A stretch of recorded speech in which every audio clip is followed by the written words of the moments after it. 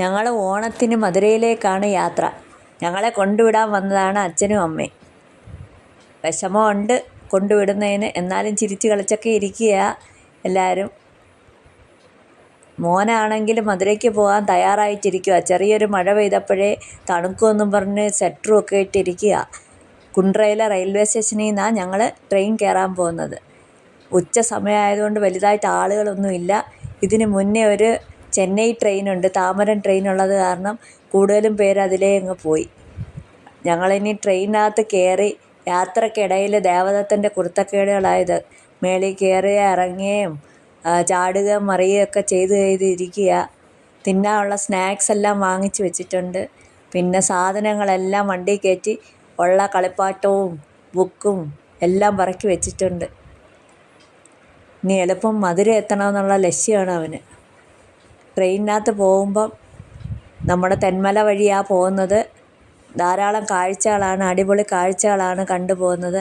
മൊത്തം പുഴയും കാടും തെങ്ങും തോപ്പുകളും വയലും ഒക്കെ തമിഴ്നാട്ടിലേക്ക് ചെല്ലുമ്പോഴാണ് നമുക്ക് കൂടുതൽ കാണാൻ പറ്റുന്നത്.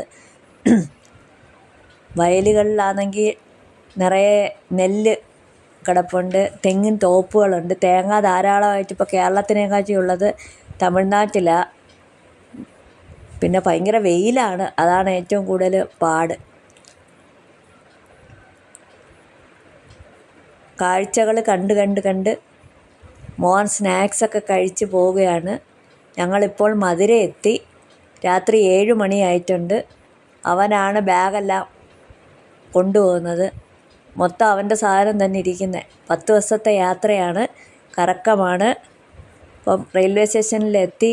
അടുത്ത കാർ പാർക്കിംഗ് ഏരിയയിലേക്ക് നടക്കുകയാണ്. മുന്നേ പോവുക.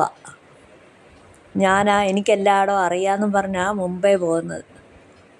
ഇങ്ങനെ പാർക്കിങ്ങിൻ്റെ ഏരിയയിലെത്തി. ഇനി അച്ഛൻ കാർ എവിടാ പാർക്ക് ചെയ്തേക്കുന്നതെന്ന് മുമ്പേ നോക്കി എന്നെ പെട്ടിയെല്ലാം ഏൽപ്പിച്ചിട്ട് ഓടിപ്പോവുക. പാർക്കിങ്ങിന് അവരവിടെ സമ്മതിക്കാത്ത കാരണം കാർ ഇച്ചിരി ദൂരെയാണ് കിടക്കുന്നത്. കൊണ്ടിടാൻ സമ്മതിക്കത്തില്ല, ഇപ്പോൾ പണി നടക്കുന്ന കാരണം. അത് കാരണം റോഡിലേക്ക് ഓടിപ്പോവുക. ഇപ്പോൾ കാറ് കണ്ടുപിടിച്ചിട്ടുണ്ട്. ദേവദത്ത ഇപ്പോൾ ഓടും. ഓടി കാറിൻ്റെ അടുത്തെത്തി. അച്ഛൻ വെയിറ്റിങ്ങിലാണ്. ഹാപ്പി ജേർണി ആയിരുന്നു. ഓക്കെ.